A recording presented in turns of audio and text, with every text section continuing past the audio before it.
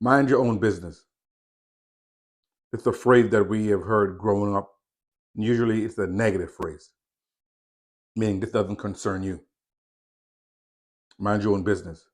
But the more I get financially educated, the more I realize it applies to the situation that most of us find ourselves. We watch the news, we see what's going on. People are being laid off, right? Left and right. They thought they were secure in their job with whether it's the federal government, whether it's private sector, whatever it is. They felt secure. They felt that their job was their business. And we've all been there.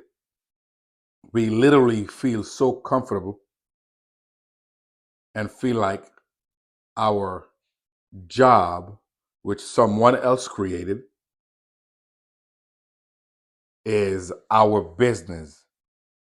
But it is not. Think about it, guys. No matter where you work, someone created that job. Someone had the idea.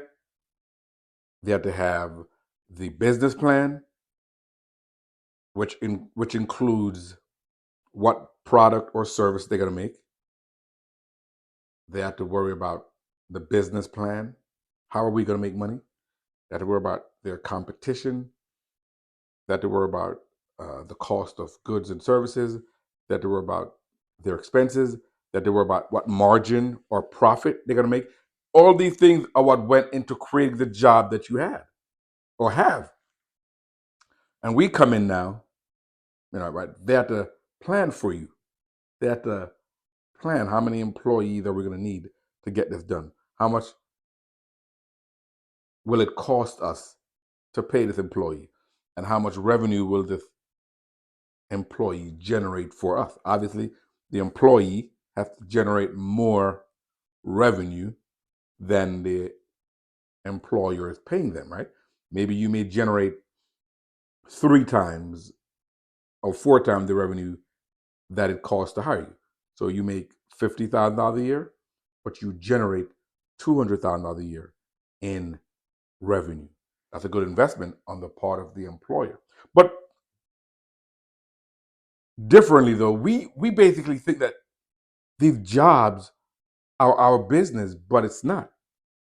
And to make that concrete, all it takes is an election or a decision by someone in the C-suite, an executive, supervisor, whoever, and you are gone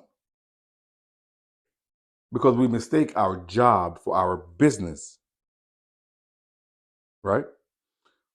Even stuff that we do for ourselves, we call it a side hustle. It's on the side. My main thing is my job. That's where I put all my time, all my effort, all my energy, all my passion. And that is a wrong thing. Because putting all your effort, your energy, your time, your talents into something that is not yours, which can easily be taken from you, is really not a smart thing to do. And then something that can be yours, 100% yours, all yours, you call it a side hustle.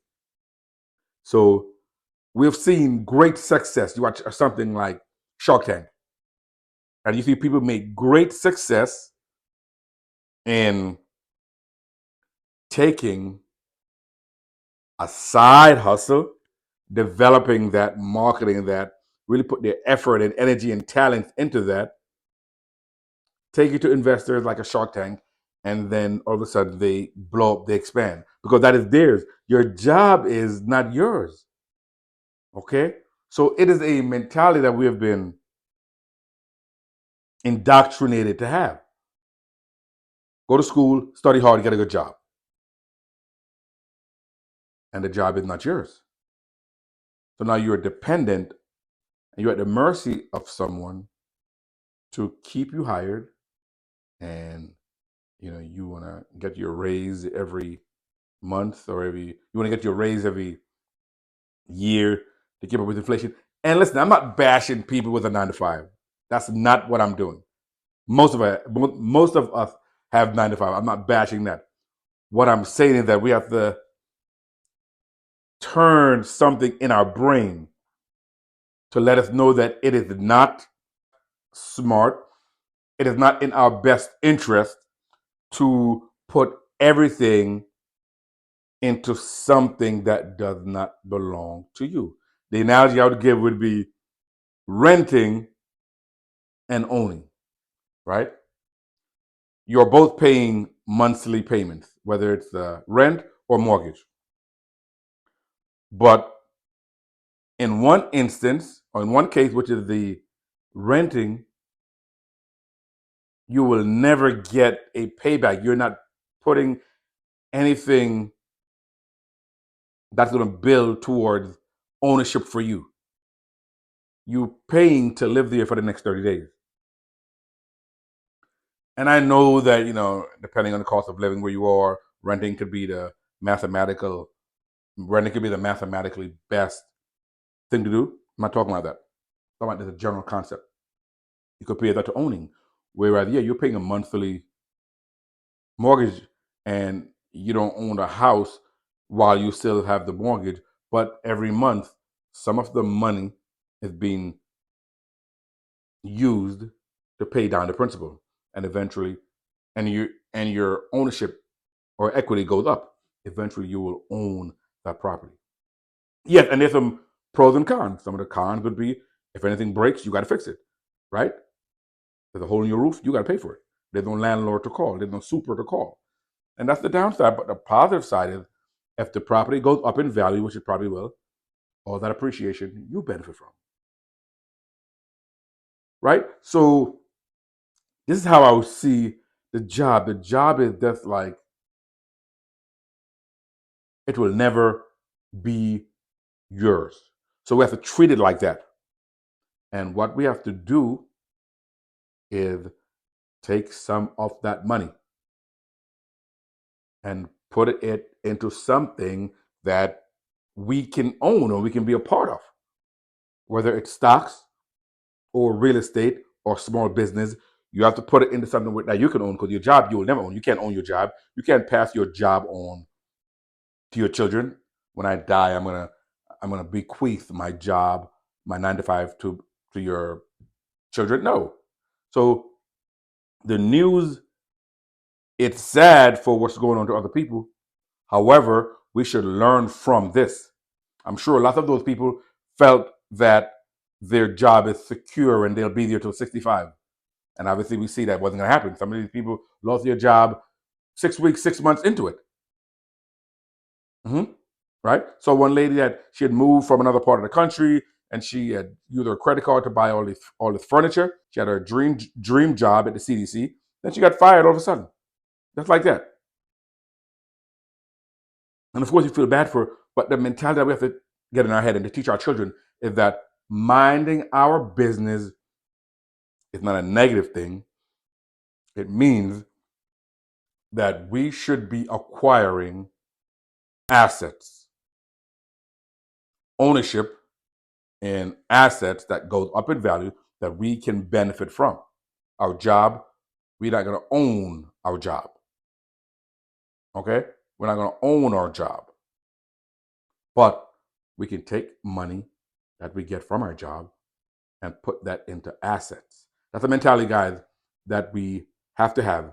And the benefit of having that is, it is a project that you can be working on when you see that small business becoming stronger, generating more income. When you see your stock portfolio getting larger, generating more income. When you see your dividend portfolio getting bigger, generating more income, carrying more of the weight of the expenses of your life. And therefore, you need to rely on your job income less and less. When you see your rental portfolio getting bigger and bigger, and then thereby you rely on your job less and less till you get to the point where you no longer need it. That's when you're financially free.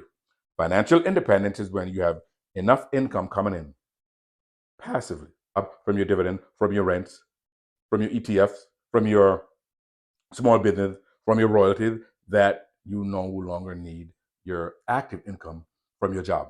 So mind your own business, right, guys? We all need to mind our own business. So now we take the power out of the hands of the politicians. You take the power out of the hands of your supervisor, out of your employer, out of your boss, out of whoever. You have taken the power back. You no longer can control my life, telling me when I can go on vacation. You no longer can control my life, telling me when I can take a day off. You no longer can control my life, telling me what I can do with my time, because you have essentially bought back your time. Would appreciate a subscription. Would appreciate a thumbs up so more people get this content. And until next time, continue to command your money to grow. MD Investor out.